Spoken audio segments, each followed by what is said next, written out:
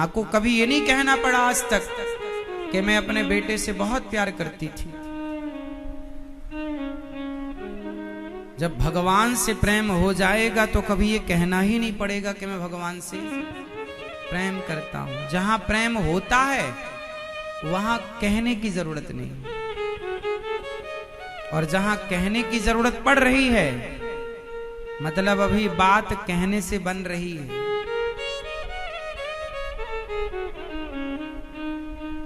है ना।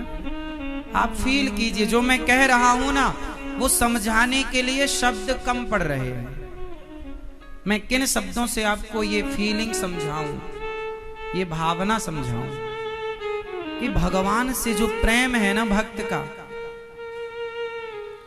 वो प्रेम अद्वितीय, अद्भुत, अलौकिक है। जहां प्रेम है वहां सिर्फ आंसू है, सिर्फ याद है, आनंद है। भगवान के लिए रोना सबसे बड़ा सुख है। अब कोई कहे कि जी रोना भी सुख होता, अच्छा बताओ, रोना सुखी, रोना अच्छा है या बुरा है? अर्थात रोने में सुख मिलता है या दुख मिलता है? बोलो। आप रोने को अच्छा मानते हैं कि बुरा?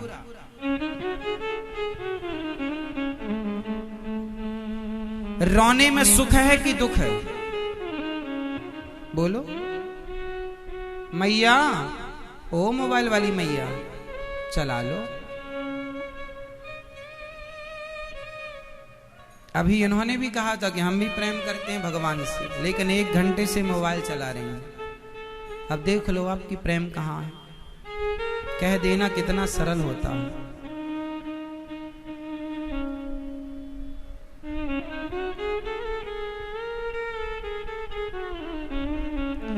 बताओ, रोने में सुख है या दुख है?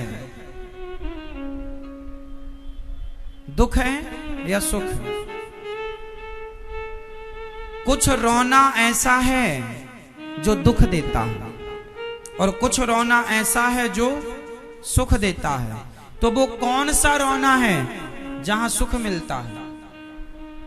जगत के लिए कोई रोएगा, संसार के लिए कोई रोएगा तो वो रोना दुख है, और भगवान के लिए कोई रोएगा, जगन्नाथ जी के लिए कोई रोएगा तो वो रोना सुख है।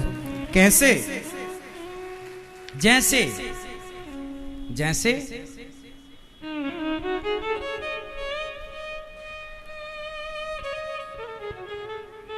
स्त्री 2 बार रोती है।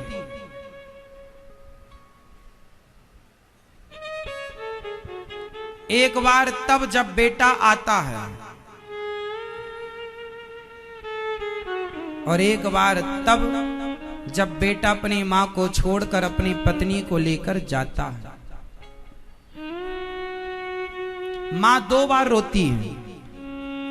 एक बार तब जब बेटा आता है, एक बार तब जब बेटा मां बाप को छोड़कर पत्नी के साथ जाता है।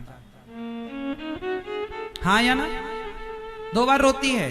पर बताओ, इन दोनों बार के रोने में कौन सा रोना, किस रोने में मां खुश होती है? किस रोने में मां खुश होती है? और कौन सा वो रोना है जो रोना हर स्त्री रोना चाहती है?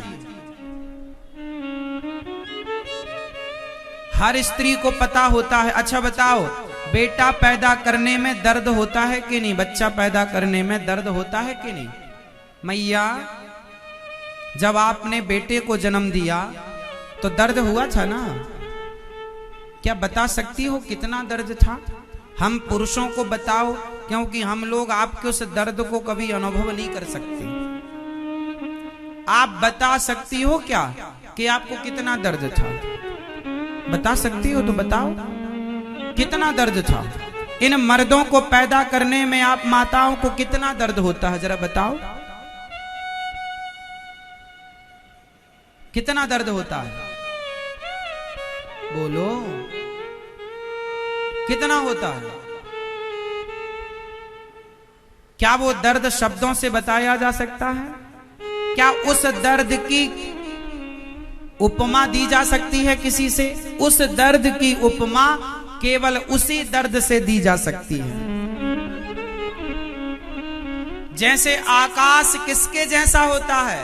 आकाश आकाश के जैसा होता है, क्योंकि आकाश की उपमा किससे देंगे? दूसरा होए तो उपमा दें। समुद्र किसकी तरह होता है? समुद्र समुद्र की तरह होता है। समुद्र की उपमा देने के लिए आप ये नहीं कह सकते कि समुद्र नदी की तरह होता है, समुद्र तालाब की तरह होता है, समुद्र कुएं की तरह होता है, ऐसा नहीं बोल सकते।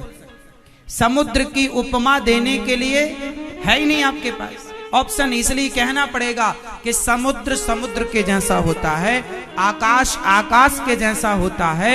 उसी तरह प्रसव की पीड़ा के जैसी होती है। उस पीड़ा की भी उपमा नहीं दी जा सकती। लेकिन इतना अपार दुख होता है स्त्रियों को बच्चे पैदा करने में, लेकिन वो दर्द हर स्त्री उठाना चाहती है।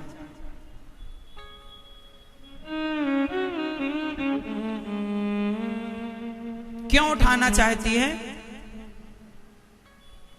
जैसे बेटे के जन्म के समय स्त्री चीखती है, चिल्लाती है, रोती है, तड़पती है।